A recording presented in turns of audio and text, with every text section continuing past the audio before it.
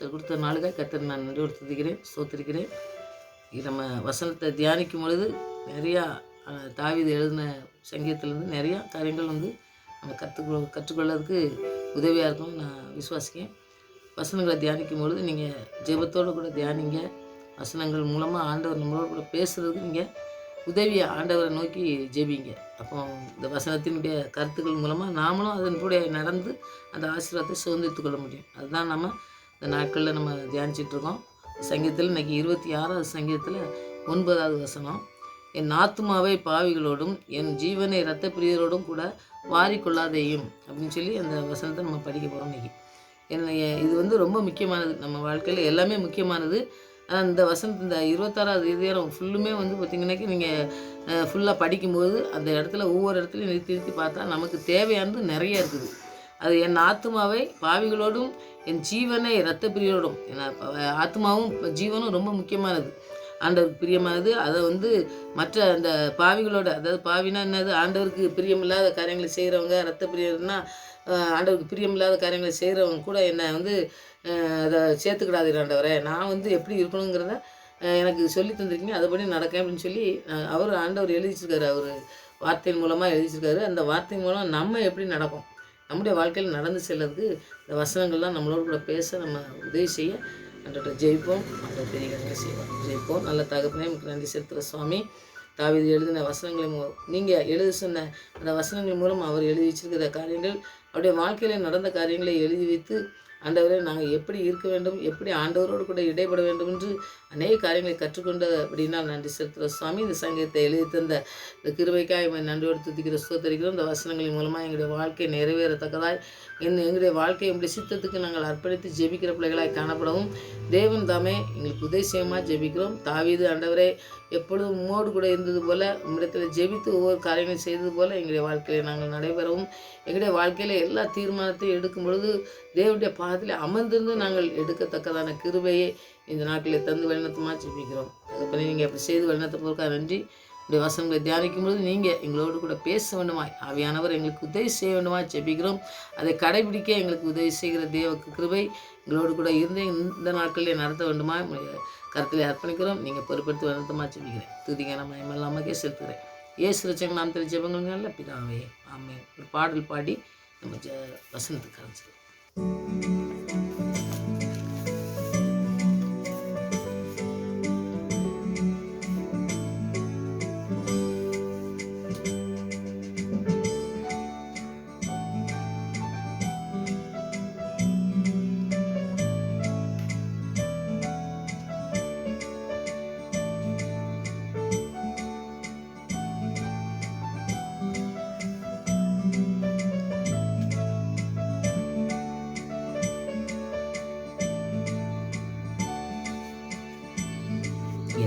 ஆத்துமா உம்மை நோக்கி அமர்ந்திருக்கும், நான் நம்புவது உம்மாலே ஆகும். என் ஆத்துமா உம்மை நோக்கி அமர்ந்திருக்கும், நான் நம்புவது உம்மாலே ஆகும்.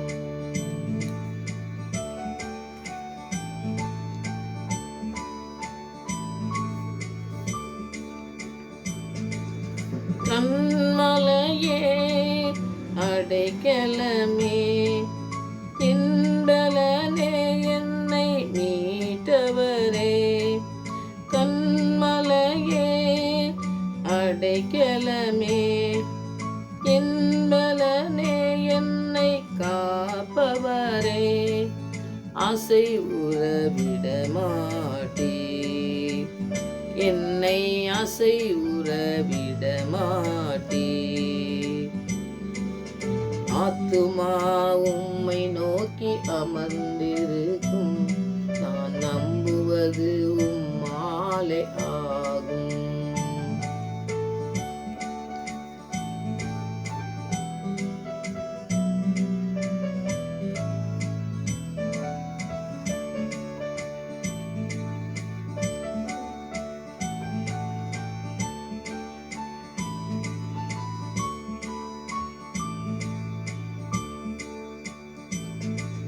காலத்திலும் உம்மை நம்பிடுவேன்,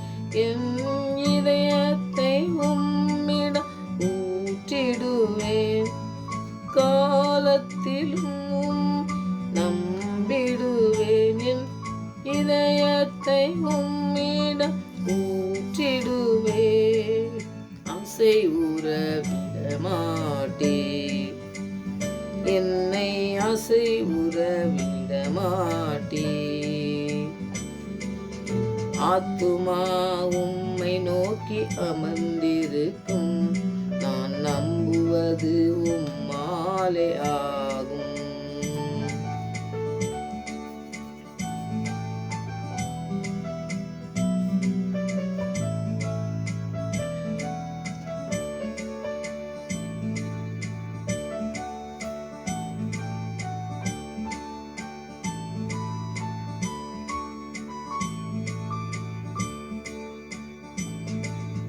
கிருபையும் மகிமையும் நிறைந்தவரே, சமயத்தில் தக்க பலன் அளிப்பவரே. கிருபையும் மகிமையும் நிறைந்தவரே, சமயத்தில் தக்க பலன் அளிப்பவரே. ஆசை ஊற விட மாட்டே, என்னை ஆசை ஊற விட மாட்டே. ஆத்துமா உம்மை நம்பி இளைப்பாரிடும், நான் நம்புவது உம்மாலே ஆகும். ஆத்துமா உம்மை நம்பி இளைப்பாரிடும், நான் நம்புவது உம்மாலே ஆகும்.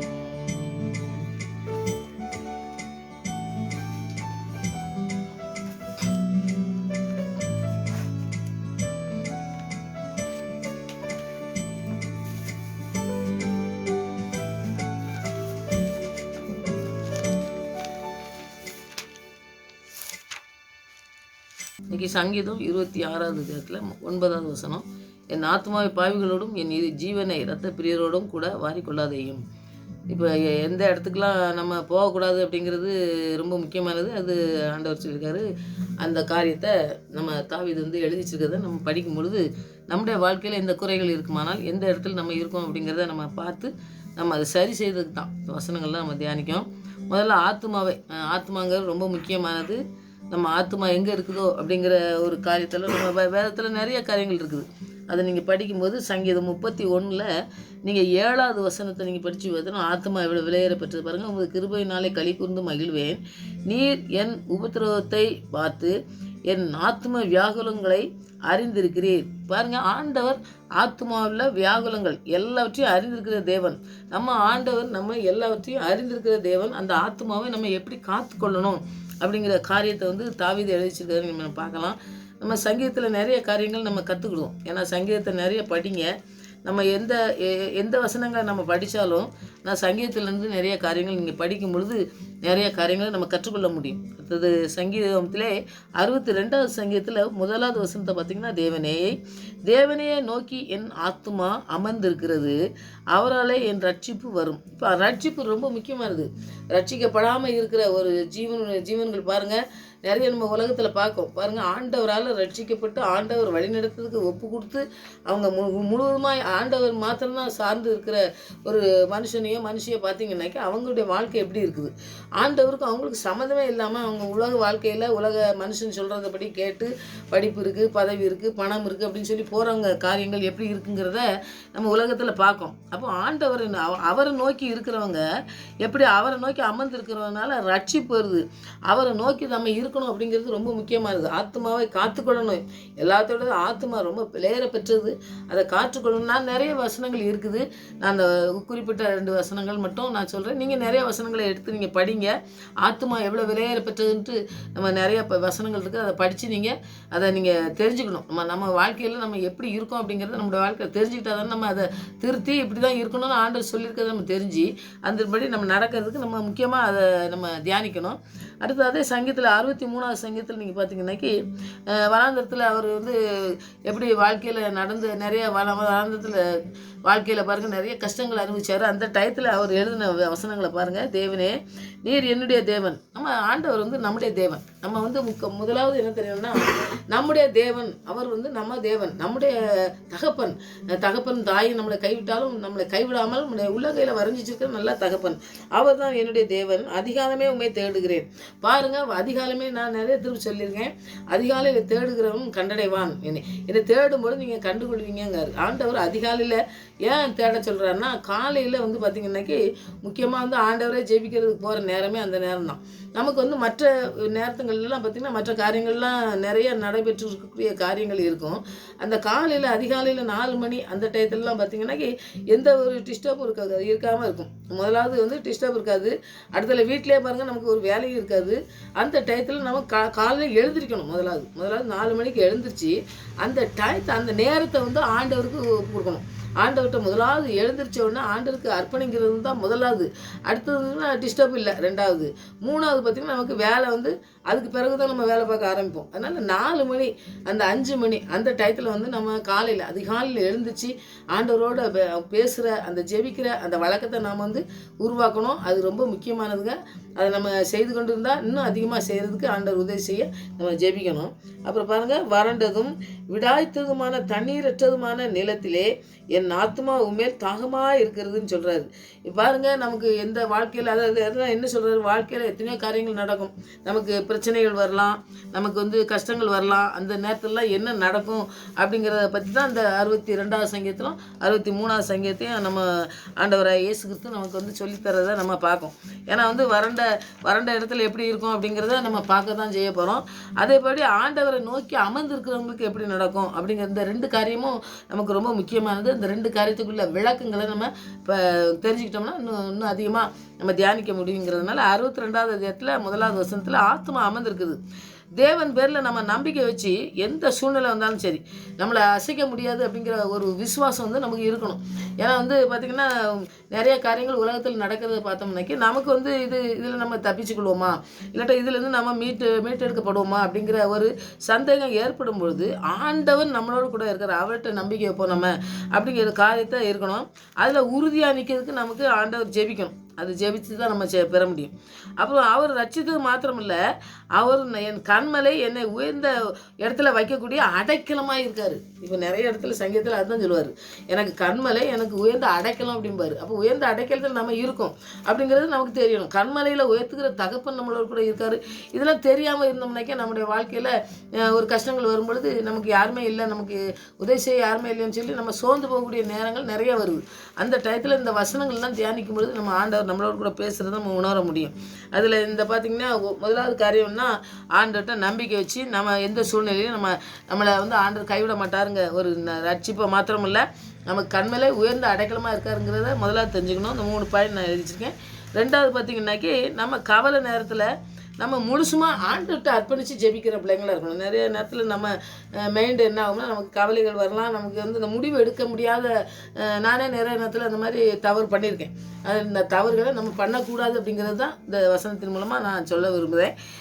ஆண்டவர் நம்ம கவலைகள் கஷ்டங்கள் வரும்பொழுது ஆண்டவர்கிட்ட அர்ப்பணித்த ஊக்கமாக ஆண்டவர்கிட்ட தான் ஜெபத்தில் அவர்கிட்ட நான் சொல்லுவேன் அப்படிங்கக்கூடிய காரியங்கள் நமக்கு இருக்கணும். ஏன்னா மற்ற மனுஷங்கிட்ட சொல்லிவிட்டு ஏதாவது விடை கிடைக்குமா, ஏதாவது பதில் கிடைக்குமா அப்படின்னு சொல்லி நம்ம தேடி அலைதோம் பார்த்தீங்களா, அந்த காரியங்களை செய்யாமல் அர்ப்பணித்து ஜெபத்தில் ஆண்டவர்கிட்ட சொல்லி, ஆண்டவரே எனக்கு இதில் என்ன விடுதலை தரணுமே, எனக்கு இந்த மாதிரி இந்த பிரச்சனை இருக்குது, இதுலேருந்து நீங்கள் எப்படி என்ன விடுவிக்க போகிறீங்க, என்னை வந்து எப்படி நடத்த போகிறீங்க அப்படின்னு சொல்லி ஆண்டவர்கிட்ட ஜெபிக்கிற பிள்ளைங்க அதுதான் அமர்ந்திருக்கிறது. ஆண்டவர் நோக்கி இந்த ஆத்மா எல்லாத்தையும் நம்ம மறந்துட்டு மனுஷங்கிட்ட சொல்கிறத மற்ற சிந்தனைகள் நிறைய வரும். அந்த நேரத்தில் தான் நிறைய சிந்தனைகள் பிசாசு கொண்டு வருவான். நான் நிறைய அனுபவிச்சதுனால சொல்கிறேன், உங்களுக்கு வந்து அந்த அனுபவம் இருக்கலாம். ஏன்னா வந்து கஷ்டங்கள் வரும்பொழுது நமக்கு ஒரு மைண்டு வந்து ஒரு இதாகவே இருக்காது. நம்ம எப்படி முடிவு எடுக்கணுங்க ஒரு சூழ்நிலை நமக்கு வரவே வராது. யாருக்குமே சரி, எவ்வளோ படிப்பாக இருந்தாலும் சரி, எவ்வளோ பெரிய ஆளாக இருந்தாலும் சரி, அந்த நேரத்தில் குழப்பங்கள் தான் நிறைய வறுமை வழியே முடிவெடுக்க தெரியாது. பார்த்திங்களா, அந்த நேரத்தில் ஆண்டோடைய பாத்தில் அமர்ந்திருந்து அவர் என்ன சொல்கிறாங்க மெல்லி சத்தத்தை நம்ம கேட்டு அதன்படி நடக்கணும்னு தான் நம்ம அர்ப்பணிக்கணும். அடுத்தது அவருடைய அன்பு மனதுருக்கம்லாம் வந்து பார்த்திங்கனாக்கி நம்ம மேலே வச்சுருக்க அன்பு ஒரு பெரிய அன்பு. அந்த அன்பு வந்து நம்ம ஒன்றும் இவ்வளோ தான் அப்படின்னு சொல்லவே முடியாது. நம்ம அனுபவிச்சோம்னா தான் நமக்கு தெரியும். அவர் வந்து நம்மளுக்கு வந்து பதில் தருவார். எந்த பிரச்சனையாக இருந்தாலும் சரி அவர் நமக்கு பதில் தரக்கூடிய ஒரு நல்ல தகப்பன். அதனால் ஆத்துமாவை பாதுகாத்து நமக்கு நடத்தக்கூடிய காரியங்களை செய்யக்கூடியவர் அவர் மாத்திரம்தான் அப்படின்னு சொல்லி அவருக்கு கர்த்தருக்கு காத்திருக்கணும். நம்ம காத்திருந்து நம்ம ஜெபிக்கிற பிள்ளைங்களாக இருக்கணும். அதுக்காக நம்ம ஆத்மாவை முழுவதுமாக வந்து ஆண்டவருடைய பாதத்தில் அமர்ந்திருக்கிற அந்த சத்தியத்தை படிக்கிறது, சத்தியத்தை தியானிக்கிறது, அவருடைய வார்த்தைக்கு முதலிடம் கொடுக்கறது, இதெல்லாம் நம்ம தியானிக்கிறதுல இருந்தோம்னாக்கே நம்முடைய வாழ்க்கையில் பெரிய காரியங்களை ஆண்டவர் செய்வார். அதனால் தேவன் நோக்கி நம்ம ஆத்மா வந்து அமர்ந்திருக்கணும். அப்போ தான் அந்த ஆத்மாவை ஆண்டவர் ரட்சிப்புகளை கொண்டு வந்து நம்மளை எல்லா காரியங்களையும் எல்லா சூழ்நிலையிலையும் நம்ம ஜெபத்தில் இருக்கும் பொழுது ஆண்டவர் பாதத்தில் இருக்கும் பொழுது அவர் நம்மளை நடத்தக்கூடிய காரியங்களை அவர் செய்வார். இப்போ விட வறண்டதும் விராய்த்ததுமான தண்ணீர் என்ற நிலத்திலே என் ஆத்மா மேல் தாகமாக இருக்குதுங்காரு. இப்போ தாகம்னா உங்களுக்கு தெரியும், நம்ம வந்து ஒரு இடத்துக்கு போனோம்னாக்கி நமக்கு ஏதோ ஒன்று சாப்பிட்டுட்டு உடனே வந்து தாகமாக இருக்குனாக்கி அந்த தாகம் எப்படி வரும்னா நமக்கு ரொம்ப அதாவது தேவை, அது ரொம்ப உடலுக்கு ரொம்ப தேவை அப்படிங்கும்போது தான் நம்ம வந்து தண்ணி குடிக்கணும் அப்படின்னு சொல்லி நம்ம நினைக்கும் பார்த்தீங்களா. அந்த மாதிரி நம்ம சரீரத்துக்கு என்ன தேவையோ அது மாதிரி ஆவிக்குரிய ஆத்மாவுக்கு என்ன தேவையோ அந்த ஆத்மாவுக்கு தேவையானது ஆண்டவருடைய வசனம் தான். அந்த வசனத்தில் தாகமாக இருக்கேன்னு சொல்கிறாரு. அப்போ வந்து பாருங்கள், ஆண்டவரோடு இந்த இதுலேயும் காரியங்கள் பார்த்தீங்கன்னாக்கி 2 காரியம் நான் சொல்கிறேன். முதலாவது ஆண்டவரோட கொண்டுள்ள ஒரு நெருக்கமான உறவு, அது வந்து ஒரு ஒரு மன நிறைவை உருவாக்கும். ஏன்னா ஆண்டவரோட கூட நம்ம ஐக்கியப்பட்டு அந்த வசனங்களை தியானிக்கும் போது பார்த்திங்கன்னா வித்தியாசமாக இருக்கும். இந்த வாழ்க்கையில் மனுஷங்கிட்ட போய் பேசி ஏதோ ஒரு ஆலோசனை கேட்டு நம்ம வந்து நம்ம மைண்டை இது பண்ணிகிட்டு இருக்கிறத விட ஆண்டவர்கிட்ட ஜெபித்து ஆண்டவர் நமக்கு பதில் கொடுக்க வசனத்தின் மூலமாக நம்மளோட கூட பேசுவார் பார்த்தீங்களா. அப்போ வந்து பார்த்திங்கன்னா நான் உன்னோடு கூட இருந்து உனக்கு பெரிய காரியங்களை செய்வேன் பாரு, நான் உனக்கு பெரிய காரியங்களை அறிவிப்பேன்னு சொல்லுவார், நான் உனக்கு ஆலோசனை கொடுப்பேன்னு சொல்லுவார், என் கண்ணை உண்மையில் வைத்து உனக்கு ஆலோசனை சொல்வேன்னு சொல்லுவார். வானத்துக்கு பூமிக்கும் எவ்வளோ தூரமோ அவ்வளோ தூரமாக நான் உன்னுடைய பாவத்தெல்லாம் மன்னித்து உன்னை வந்து நான் மீட்டு எடுத்திருக்கேன்னு சொல்லுவார். இப்படி நிறைய காரியங்கள் நம்ம ஜெபிக்கும் பொழுது நம்மளோட வசனங்களோட பேசுகிற அனுபவத்தில் நம்ம இருக்கோம் பார்த்தீங்களா. அப்படி இருக்கும்பொழுது நம்ம பார்த்திங்கன்னாக்கி அவருடைய பாத்திரம் இருக்கிறது தான் நமக்கு அவரோட உறவுன்னு இருந்து அவரோட பேசுகிறது தான் நமக்கு மனநிறைவை தரும். அந்த காரியங்களை நம்ம செய்யணும். 2வது பார்த்திங்கன்னா என்னுடைய வாழ்க்கையில் தேவனுக்கு அந்த அவர் சமூகத்தில் இருக்கிறதுக்கு நம்ம எவ்வளோ டைம் செலவு பண்ணுவோம், இல்லாட்டா எவ்வளோ நேரம் செலவு பண்ணுவோம், எவ்வளவு வேத வாசிப்பு இருக்குது நம்முடைய வாழ்க்கையில் பார்த்திங்கன்னாக்கி வீணாக நேரத்தை செலவு பண்ணுதோமா இல்லாட்டி நம்ம ஆண்டதுக்கு பிரியமானது செய்கிறோமா அப்படிங்கிறதுல ரொம்ப முக்கியமான காரியங்களை 2மே செய்யணும். அப்போ அதுதான் தாகமாக இருக்கிறது. இப்போ வேத வாசிப்பில் நிறையா வாசித்து அதை ஜெபம் பண்ணி அதுக்குடைய கருத்துக்களை நம்ம படித்து நிறைய வேத வசனத்தை வந்து மொழிபெயர்த்து நிறையா செய்கிற காரியங்கள்லாம் நிறையா இருக்குது. அந்த மாதிரி காரியங்கள்லாம் அந்த புக்குகளெல்லாம் எடுத்து படித்து அதுக்கு விளக்கங்கள் தெரியலைன்னு வைங்க, நிறைய விளக்கங்களை எடுத்து படித்து அந்த மாதிரி படிச்சுக்கிட்டே இருக்காங்க பார்த்தீங்களா, அவங்க தியானிச்சுட்டே இருக்காங்க. அப்போ ஆண்டவரோடு கூட உறவு என்ன எப்படி இருக்குது நம்முடைய வாழ்க்கையில் எல்லாமே அவருடைய சமூகத்தில் இருந்து நம்ம ஒரு முடிவு எடுக்கிறதோ நமக்கு என்ன செய்யணுங்கிறதோ வந்து அவர் நமக்கு சொல்லி தந்துடுவார். நம்ம வந்து தவறி போகிறதுக்கு அந்த வாய்ப்பு இல்லாமல் இருக்கும்.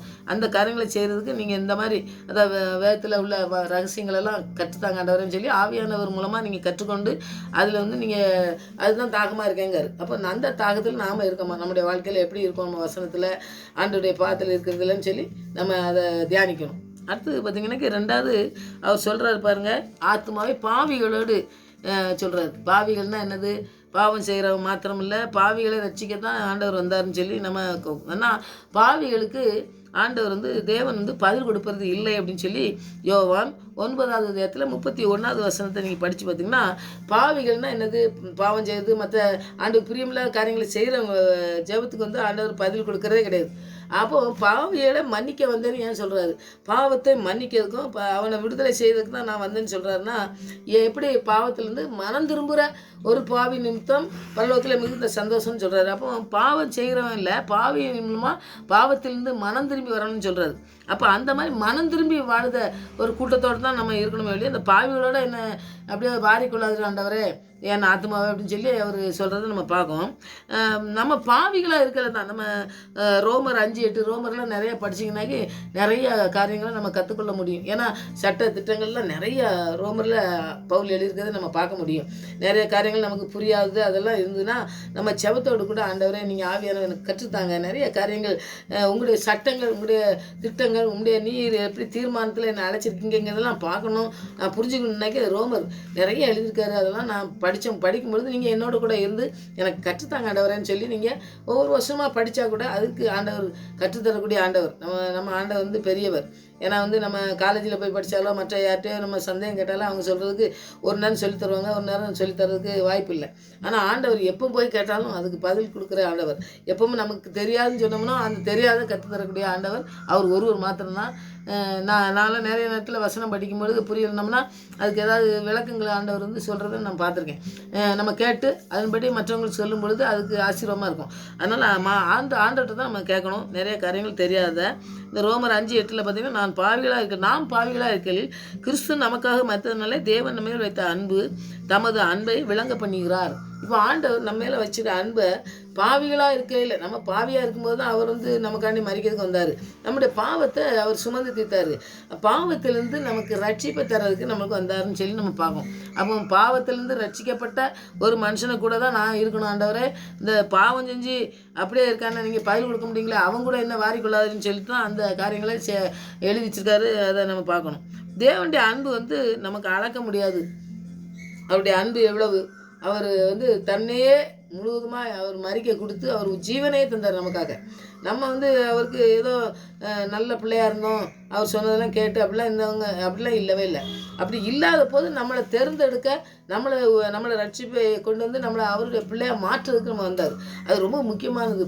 அதாவது நல்ல மனுஷனுக்காண்டி ஒருத்தன் மறிப்பானா, பாவிகளுக்காக யாருமே சாக மாட்டாங்க. இப்போ நல்லது செய்தவங்களுக்காக யாரும் உதவி செய்ய போவாங்க. தீமை செய்கிறவனுக்கு எவனாவது உதவி செய்ய போவாங்களா? அவன் வந்து தீமையே செஞ்சுருக்கான், சீக்கிரம் அவன் அழிஞ்சு போனால் பரவாயில்ல அப்படின்னு தான் எல்லோரும் சொல்லுவோம் இல்லையே. அவனுக்காண்டி நம்ம ஏதோ பேசி இவன் ரொம்ப நாளைக்கு இருக்கட்டும், இவன் என்னமோ நல்லவன் அப்படின்னு சொல்லி நம்ம யாருமே சொல்ல மாட்டாங்க. அப்போது ஆண்டவர் நம்ம வந்து அந்த மாதிரி தள்ளப்பட்டு எல்லாரும் தள்ளப்பட்டு நம்ம ஒன்றுக்கும் உதவாதவங்களா ரோட்டில் கிடந்த மாதிரி கிடந்தோம். நம்மளை வந்து தேர்ந்தெடுக்கிறதுக்கு வந்தவர் ஆண்டவர் இயேசு கிறிஸ்துவின் ரத்தம் சகல பாவங்களையும் நீக்கி நம்மை சுத்திகரிக்க வல்லமுள்ளது. அது அவருடைய ரத்தத்தினால தான் நம்ம மீட்கப்பட்டிருக்கோம். அவருடைய ரத்தம் விலையேற பெற்றது. அவருடைய ரத்தம் வந்து பாவம் இல்லாதது. பாவமுள்ள ரத்தங்கள் உலகத்தில் இருக்கிறது, உலக காரியங்களை நமக்கு ரத்தம் செலுத்துகிறாங்க பார்த்தீங்களா, அதெல்லாம் வந்து மனுஷன் ரத்தம் அது பாவம் நிறைஞ்ச ரத்தம் தான். அதனால பாவம் நமக்கு போக்கப்பட முடியாது. அதனால பரிசுத்த ரத்தம் நமக்காக சிந்தப்பட்டு நம்மளை கழுவி சுத்தப்படுத்தினது பரிசுத்த ரத்தம். அவருடைய அன்புக்கு நீங்கள் அளக்கவும் முடியாது, அவர் அன்பை சொல்லியும் முடியாது. அனந்த ஞானியாக இருக்கார் அவர் ஞானத்துக்கு முன்பாக நாம் ஒன்றுமே கிடையாது. அவருடைய ஞானத்தை நம்ம பெற்றுக்கொண்டு வாழ்ந்து, ஆண்டவரே நீங்கள் எங்கள் பாவத்தை மன்னிச்சுக்கிறதுக்கு வந்தீங்களே ஆண்டவரே, அதனால் நாங்கள் பரிசுத்தமாக வாழணும், அந்த பரிசுத்த கூட்டத்தில் என்னை சேர்த்துக்கொள்ளுங்கன்னு சொல்லி தான் இவர் சொல்கிறார். பாவிகளோடு என்ன வாரிக்கொள்ளாதிடும் அப்படின்னு சொல்கிறாரு. என் ஆத்மாவே பாவிகளோடு. அதுக்கு அடுத்தது பார்த்தீங்கன்னா ஜீவனை சொல்கிறாரு. ஜீவனும் அப்படி தான். ஆத்மாவும் ஜீவன் எல்லாமே வந்து நம்ம உயிர் உள்ள இருக்கும் வரைக்கும் இருக்கக்கூடிய காரியத்தை தான் அவர் சொல்கிறாரு. அதை வந்து நீங்கள் இந்த மாதிரி வேண்டாத காரியங்கள் செய்கிறவங்க கூட என்னை வாரிக்கொள்ளாதுன்னு சொல்லி அவர் ஜெபிக்கிற காரியங்களை சொல்லலாம். இப்போ ஜீவன் வந்து ரொம்ப முக்கியமானது. ஜீவன் இல்லைனாக்கி அது வந்து சடலம். நம்ம சரீரத்தில் ஆவி ஓடிட்டே இருக்குது. ஆவி இருக்கிற வரைக்கும் ஜீவன் இருக்கிற, அந்த உயிர் இருக்கிற வரைக்கும் தான் ஜீவன். அதுக்கப்புறம் ஜீவன் அப்படின்னு சொல்ல மாட்டாங்க. அப்புறம் மரித்து போகிற உயிர் போன பிறகு மரித்த சடலம்னு தான் சொல்லுவாங்க. அதனால் ஜீவன் வந்து ரொம்ப முக்கியமானது. ஆண்டவர் நமக்காண்டி ஜீவனையே தந்தார். ஜீவனை தந்து நம்ம ஜீவனை வந்து அவர் பெற்றுக்கொண்டு, ஆண்டவரே அவங்க ஜீவனை எனக்கு தந்து நீங்கள் என்னோட கூட நீங்கள் வாசம் பண்ணுறதுனால அந்த ஜீவனுக்கு நாங்கள் விலையேற பெற்ற ரத்தத்தினால் நீங்கள் எங்களை மீட்டுக்கொண்டது அந்த ஜீவனை தந்திருக்கீங்க. அந்த ஜீவாதிபதிக்கு நாங்கள் சாட்சியுள்ள பிள்ளைகளாக மாறணும் அப்படின்னு சொல்லி நம்ம வந்து ஆண்டவர்கிட்ட ஜெபிக்கணும். இந்த பிலிப்பியர் 1:21 நீங்கள் படித்து போனால், கிறிஸ்து எனக்கு ஜீவன், அவர் தான் எனக்கு ஜீவன், அவர் எனக்கு ஜீவனை தந்திருக்காரு. ஏன் எதுக்காக தந்திருக்காரு, என்ன செய்கிறதுக்கான்னு தந்திருக்கீங்க ஆண்டவரே, அதை நாங்கள் செய்து முடிக்கிறதுக்கு எனக்கு உதவி செய்யுங்க ஆண்டவரேன்னு சொல்லி நம்ம செய்யணும். இப்போ நிறைய காரியங்கள் நீங்கள் பார்க்கலாம். நோய்கள் வருது, பிரச்சனைகள் வருது. அப்போ வரும்போது பார்த்திங்கன்னாக்கி நிறையா டாக்டர்களே வந்து பார்த்திங்கன்னாக்கி மருந்து அதெல்லாம் இல்லை அப்படின்னு சொல்லிட்டு இது ஆண்டவர் தான் பார்க்கணும் அப்படின்னு சொல்லி நிறைய காரியங்களில் கைவிட்டுருவாங்க. அந்த நேரத்தில் ஜெபித்து எத்தனையோ பேர் சுகம் பெற்று இன்றைக்கும் இருக்காங்க. அதாவது நம்ம பார்க்கும் பார்த்தீங்களா. அந்த மாதிரி நம்ம வந்து ஆண்டவர் தான் நமக்கு ஜீவன் தரக்கூடியவர். என்னுடைய கருத்தில் இருக்கீங்கன்னு சொல்லி ஆண்டவர் சொல்கிறாரு. அதனால் எவனும் பறித்துக்கொள்ளவும் முடியாது. அதனால் என்னுடைய ஆடுகளை என் கையிலேருந்து எவனும் பறித்துக்கொள்ள முடியாமல். அப்போ அவருடைய பிள்ளையாக இருந்து அவர் ஜீவனை நமக்கு ஊற்றி நமக்கு வச்சுருக்காரு. ஜீவனை நமக்கு தந்திருக்கிறதே அவர் தான் தந்திருக்காரு. அவர் தான் நமக்கு ஜீவன். அதனால் ஜீவன் தந்த ஆண்டவருக்கு வாழ்க்கையில் நம்ம முதலிடத்தை கொடுத்து அவருடைய சித்தத்துக்கு நம்மளை அர்ப்பணித்து நம்மளுடைய வாழ்நாள் முழுசும் அவரையே விசுவாசிக்கக்கூடிய காரியங்களை செய்யணும்.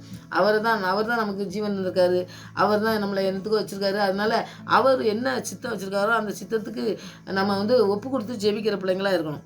அப்படியே வாழ்க்கையில் ஒரு திட்டம் அவர் வச்சுருப்பார்.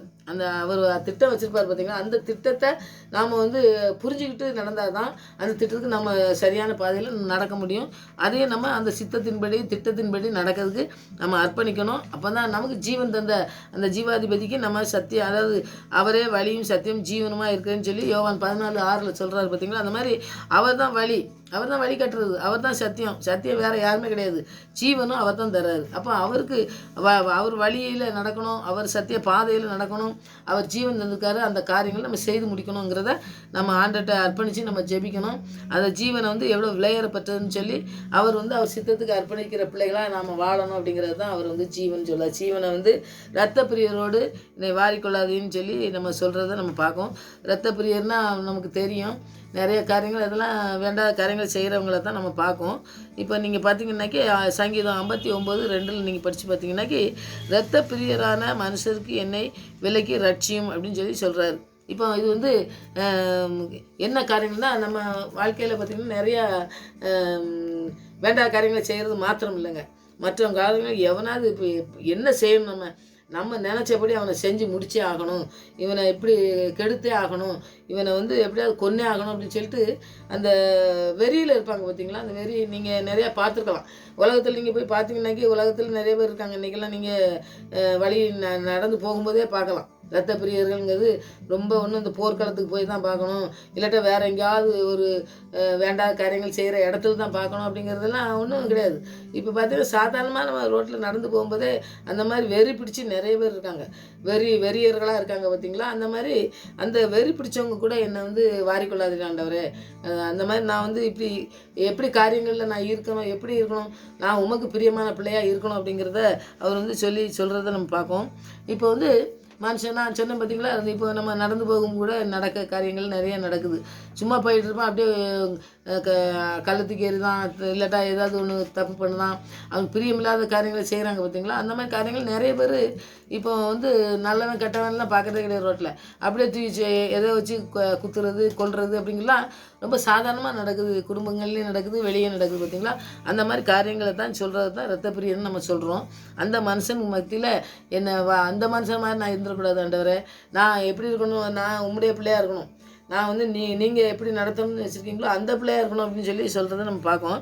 இப்போ இதுக்கு கதையை நீங்கள் படித்து பார்த்தீங்கன்னாக்கி சங்கீதம் 59:2 நான் சொன்னேன் பார்த்திங்களா. அந்த காரியத்தில் நம்ம பார்த்தோம்னாக்கி தாவீது இந்த சவுல் பார்த்திங்கன்னா தாவீதை கொல்லதுக்கு ஆட்கள் அனுப்பி அந்த இடத்துல செய்கிறான். அந்த சங்கீதம் ஃபுல்லாக அதுதான். நீங்கள் அதெல்லாம் சங்கீதத்தை ஃபுல்லாக படிச்சிங்கனாக்கி உங்களுக்கு புரியும். சங்கீதம் 59:2 நான் சொன்ன பாருங்க, அந்த காரியங்களை நீங்கள் படிச்சிங்கனாக்கி உங்களுக்கு புரியும். அப்போ பார்த்திங்கன்னா அதில் ஹெட்லைன் நீங்கள் படிச்சிங்கனாலே போதும், அதில் தெரியும். ஏன்னா அவன் சவுல் எப்பொழுதுமே தாவீதை கொல்லணுங்க ஒரு இதில் தான் சூழ்நிலையில் இருப்பான். தாவீதுக்கு அந்த காரியங்கள் செய்கிறது அந்த எண்ணங்கள்லாம் இல்லவே இல்லை. நம்ம அந்த தாவீதை பற்றி படித்தோம்னாக்கி பார்த்திங்கனாக்கி யாரையும் கொல்லணும், இவனை அழிக்கணும் அப்படிங்கக்கூடிய ஒரு சிந்தனைகள் இல்லவே இல்லை. ஆனால் சவுலுக்கு அப்படி இருந்தவுடனே ஆட்களை அனுப்பி கொல்லதுக்கு போச்சதான். அப்போ தாவீது ஓடி ஒளியும்போது பார்த்திங்கனாக்கி அந்த காட்டிலலாம் போகும்போது உணவு கிடையாது, அந்த எந்த இடத்துல பூரா குகைகளில் தான் இருந்தார். அப்படி அலைஞ்சி தெரிஞ்ச தாவீதை எப்படி ஆண்டவர் காப்பாற்றினார் அப்படிங்கிறத நீங்கள் நோட் பண்ணி பார்த்தீங்கன்னாக்கி அவரை ஆண்டவர் ஒரு காரியத்தை செஞ்சு அவர் காப்பாற்றக்கூடிய காரியங்கள் செய்கிறாரு. ஏன்னா அவர் பிரியமாக ஆண்டவருக்கு பிரியமான காரியங்களை செய்கிறாரு.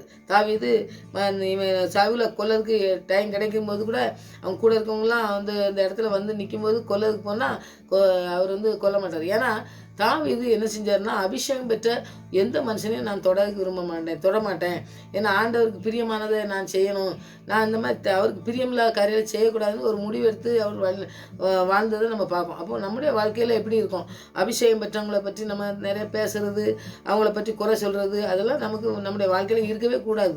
அவங்க தவறு செஞ்சோம்னாக்கி ஆண்டவருக்கு அவங்க பதில் கொடுக்கறவங்களாம் இருக்காங்க. ஏன்னா தவறு செஞ்சோம்னா நீதியுள்ள நியாயாதிபதியாக நம்முடைய ஆண்டவர் இருக்கார்.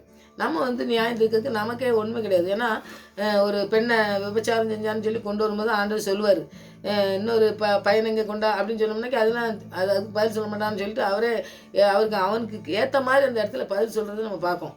இந்த பெண்ணை நாங்கள் களமாக பிடிச்சோம், இதுக்கு வந்து என்ன தண்டனை கொடுக்கணும், கல்லெறியணும்னு சொல்லி இருக்குல்ல, அதை செய்யணும்ல, என்ன ஆண்டவர் அப்படின்னு சொல்லி கேட்கும்பொழுது ஆண்டவர் யோசனை பண்ணிட்டு கீழே எழுதுறாரு, நீ யாராவது பாவம் செய்யாமல் இருந்த அன்னைக்கு அந்த பிள்ளைய களத்துக்கு எரி அப்படின்னு சொல்லி ஆண்டவர் சொல்கிற நியாயம் பாருங்கள். எவ்வளோ ஒரு நீதிபதி கூட இந்த காரியங்கள்லாம் செய்யவே மாட்டாங்க. நிறையா வேண்டாத காரியங்களை சொல்லி அதை என்னமோ பெறட்டுறதுக்கெலாம் வாய்ப்புகள் இருக்குது. ஆனால் ஆண்டவர் வந்து வயசு பார்த்தீங்கன்னாக்கி அவர் கரெக்டான ஒரு அந்த முடிவை எடுத்து அந்த எவன் என்ன கேள்வி கேட்கணும் அந்த கேள்விக்கு பதில் பாருங்கள்.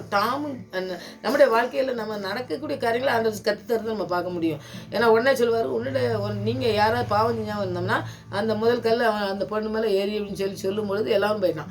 ஆண்டவர் சொல்லுவார், என்ன அப்படின்னா எல்லோரும் போயிட்டாங்க ஆண்டவரே. அப்போ இப்போ இந்த கல் ஏறிறதுக்கு யாருக்கு தகுதி இருக்குனாக்கி ஆண்டவருக்கு மரத்தில் தான் தகுதி இருக்குது. ஏன்னா அவர் தான் பாவம் செய்யாத ஆண்டவர். அப்போ நானும் உனக்கு நியாயம் இருக்கேன், உனக்கு நியாயம் தீர்ப்பு செய்ய மாட்டேன், நீ உன் பாவத்தை நான் மன்னிக்கேன், இனிமேல் பாவம் செய்யாமல் இரு அப்படின்னு சொல்லி அவளை நான் மன்னிச்சு விடுதார். ஏன்னா மன்னிக்கிறதுக்கும் அவருக்கு அதிகாரம் இருந்துச்சு. அவர் பாவம் செய்யாத ஆண்டவராக இருந்தார். அதனால் ஒவ்வொரு இடத்துலையும் ஆண்டவர் வந்து அவனுக்கு சரியான பாடங்களை கற்றுக் கொடுக்காரு. பார்த்தீங்களா, அந்த மாதிரி தாவீது அந்த இடத்துல எவ்வளோ அலைஞ்சி எவ்வளோ திரிஞ்சு அவன் கொல்லருக்கு அலையும் போது அலைஞ்சாலும் ஆண்டவர் அவனை வந்து பாதுகாத்து வழிநடத்துனதை நம்ம பார்ப்போம். அதே மாதிரி நம்முடைய வாழ்க்கையில் நடக்கிறத நான் பார்க்கேன். நீதிமான்களாக இருக்கலாம், நம்ம வந்து ஆண்டவருக்கு பிரியமான காரியங்களை செய்ததாக இருக்கலாம், ஆனால் நமக்கு ஒரு அடைக்கலம் இருக்குங்கிறது. இப்போ பாருங்கள், தாவீது அடைக்கலம் இருந்தது. கோவைக்கல் இருக்கும்போது கூட எவ்வளோ பயம் இருந்திருக்கும், எவ்வளோ கஷ்டங்கள், எத்தனை மிருகங்கள் வரும் காட்டில், அதெல்லாம் சந்திச்சிருப்பார். ஆனால் வந்து ஆண்டுகிட்ட அசைய முடியாத ஒரு விசுவாசம் இருக்குது. அந்த நமக்கு ஒரு அடைக்கலம் இருக்குது அப்படிங்கிறத அவர் நிறைய சங்கீதத்தில் அடைக்கலமும் கோட்டையும் நீர் தான் அப்படின்னு சொல்லுவார், நீர் தான் தஞ்சம் பாருல. அந்த மாதிரி நமக்கு அந்த காரியங்களை செய்யக்கூடிய காரியங்கள் நம்ம செய்யணும். ஏன்னா அவர் தான் நமக்கு எல்லாம் அடைக்கலமாக இருக்காரு, நமக்கு எல்லா புகலிடமாக இருக்காரு அப்படிங்கிறத நம்ம அவருக்கு எல்லாம் செய்ய வல்லமாக இருக்குது அப்படிங்கிறதெல்லாம் நம்ம நினச்சி அவரை வந்து வாழ்த்தி பாடுற பிள்ளைங்களாக இருக்கணும். அவர் வந்து நமக்கு எல்லாவற்றிலும் அடைக்கலமாக இருந்து நம்மளை நடத்தக்கூடிய காரியங்களை செய்வார். தாவீதுக்கு செஞ்ச காரியங்களை நமக்கு செய்வார். அதனால் இரத்த பிரியம்னோம்னா சவுல் மாதிரி நம்ம இருக்கக்கூடாது. வாழ்க்கையில் மற்றவனை கொல்றணும், மற்றவனை கெடுக்கணுங்கிற காரியங்கள்லாம் செய்கிறான் பார்த்தீங்களா. அப்படி இல்லாமல் தாவீது இருந்ததுனால தாவீதை ஆண்டவர் உயர்த்தினார். அப்படி காரியங்களில் உயர்த்ததுக்கு ஆண்டவர் நமக்கு இருக்கார் கூட. அதை தான் அவர் வந்து சொல்கிறாரு, நான் வந்து என் ஆத்மாவை பாவிகளோடும் என் ஜீவனை இரத்தப்பிரியோடும் கூட வாரிக்குள்ளாதையும் ஆண்டவரே அப்படின்னு சொல்கிறாரு. அப்போ நம்முடைய வாழ்க்கையில் இதெல்லாம் நடக்கக்கூடிய காரியங்கள் இருக்குதா? இருந்ததுன்னா ஆண்டவர் நம்மளை பாதுகாக்கக்கூடிய நல்ல தகப்பன் இருக்கார். எல்லாவற்றையும் நம்மளை நடத்தக்கூடிய காரியங்கள் செய்கிறாரு. வேண்டாத காரியங்கள் நம்முடைய வாழ்க்கையில் இருக்குன்னா அதெல்லாம் நம்மளை விட்டு அகற்றுறதுக்கு ஆண்டவர்கிட்ட ஆவியானவர்கிட்ட நம்ம ஜெபித்து நம்ம பெற்றுக்கொள்ளணும். தாவீது என்ன செஞ்சார் பாருங்கள். அந்த மாதிரி நம்ம ஜெபிக்கிற பிள்ளைங்களா, ஆண்டவர்கிட்ட பாத்தில் அமர்ந்திருக்கிற பிள்ளைகளா, அவர்கிட்ட தான் நம்ம எல்லாத்தையும், அதை நமக்கு எதிராக எதுவும் வந்தாலும் கூட நம்ம ஆண்டவர் நமக்கு அடைக்கலமாக இருக்கார். நம்ம தவறு செய்யக்கூடாது. நமக்கு எதிராக எவன் வந்தாலும் அவனை வந்து நம்ம கொல்லணும், அவனை கெடுக்கணும் அப்படிங்கிற காரியங்கள்லாம் நமக்கு அந்த சிந்தனைகளே வரக்கூடாது ஆண்டவரே அப்படின்னு சொல்லி ஆவியானவர்கிட்ட நம்ம ஜெபித்து அந்த ஆசீர்வாதத்தை நம்ம பெற்றுக்கொள்ளணும். நம்ம நிறைய பிள்ளைங்கள்லாம் பாருங்கள் தவறு செய்தாங்கன்னா, ஏன்னா இது ஆண்டவர்லாம் இப்போ சொல்லியிருக்காரு பார்த்தீங்களா, அந்த காரியங்கள்லாம் அவங்களுக்கு தெரியாதனால நிறைய தவறு பண்ணுதாங்க. அந்த தவறுகள்லாம் நீக்கப்படணும். ஒவ்வொரு பிள்ளையுடைய வாழ்க்கையிலும் அதனுடைய வசனம் அவங்களோட கூட பேசுகிற அனுபவத்துக்குள்ள அவங்க வரணும்னு சொல்லி நம்ம ஜெபிப்போம். நிறைய பிள்ளைங்க வந்து இந்த நாட்களில் நிறைய கெட்ட காரியங்களில் போகிறத நம்ம பார்ப்போம். அப்படி வாலிய பிள்ளைகள்லாம் அழிஞ்சிக்கிட்டு இருக்கு இந்த நாட்களில் ஆண்டவர் பெரிய காரியங்களை செய்து ஆண்டவருடைய வசனம் இன்றைக்கி கிரியை செய்கிற நாட்களாக இருக்க இந்த நாட்களில் நம்ம ஜெபிப்போம். நம்மளும் கடைபிடிப்போம். இந்த கடைபிடிக்கிறதுக்கு ஆவியானவர் நமக்கு ஒத்தாசை பண்ணணும். மற்றவங்களுக்கும் சொல்கிறதுக்கு ஆண்டவர் நமக்கு உதவி செய்ய இன்றைக்கி ஜெயிப்போம். ஆண்டவர் பெரிய காரியங்களை செய்வார். ஆமென். ஜெயிப்போம். நேசிப்பே ஏசையா உம்மையே நேசிப்பே என் நேசரே என் இயேசுவே உம்மாலே எல்லாம் கூடுமே என் நேசரே என் இயேசுவே உம்மாலே எல்லாம் கூடுமே ஏசையா ஏசையா நீரே எங்கள் அடைக்கலமே ஏசையா ஏசையா அடைக்கலமே கோட்டையும் தஞ்சமோ ஆனவரே, நீரே என்றும் போதுமே, நீர் ஒருவரே என்றும் போதுமே. நன்றி சுவாமி. எங்களுடைய ஆவி ஆத்துமா சரீரம் முழுவதையும் ஆளுகை செய்கிற தேவனுடைய கரம் எங்களோடு கூட இருக்கிறபடியால் சத்துரு எத்தனை திட்டங்கள் வைத்திருந்தாலும் ஆண்டவரே, நாங்கள் ஆண்டவரே உம்முடைய பிள்ளையாய் மாறுவதற்கும் உம்முடைய பாதத்தில் அமர்ந்திருந்து உடைய வசனத்தை தியானிப்பதற்கும் நேரத்தை செலவு செய்கிற பிள்ளைகளாய் காணப்பட கிருபை செய்யுங்க ஆண்டவரே.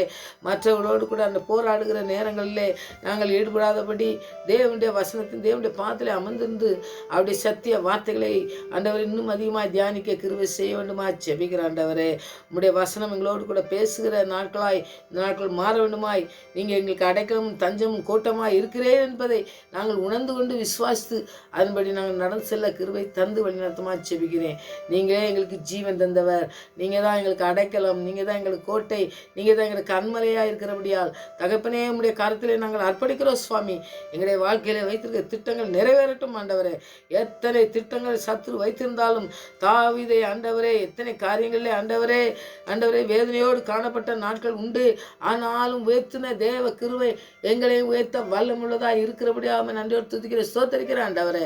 சரீரங்கள் எல்லாம் ஆண்டவரே உம்முடைய ஆவியானவரால் நிறைக்கப்படட்டும் ஆண்டவரே. ஒவ்வொரு பிள்ளைகளையும் நிறைங்க ஆண்டவரே. ஒவ்வொரு பிள்ளைகளையும் நீங்கள் ஆசீர்வதிங்க. அந்த வசனத்தின் மூலமாய் நீ பிள்ளைகளோடு கூட பேசுகிற நாட்களாக இங்கே மாற வேண்டுமா ஜெபிக்கிற ஆண்டவரே. உம்முடைய வசனம் உள்ளே செல்லட்டும் ஆண்டவரே. அவங்க ஆத்மா ஆவி எல்லாவற்றிலும் ஆண்டவரே ஊடுருவி பாய்ந்து செல்லட்டும் ஆண்டவரே. ஒவ்வொரு நரம்புகளையும் தொடுங்க ஆண்டவரே.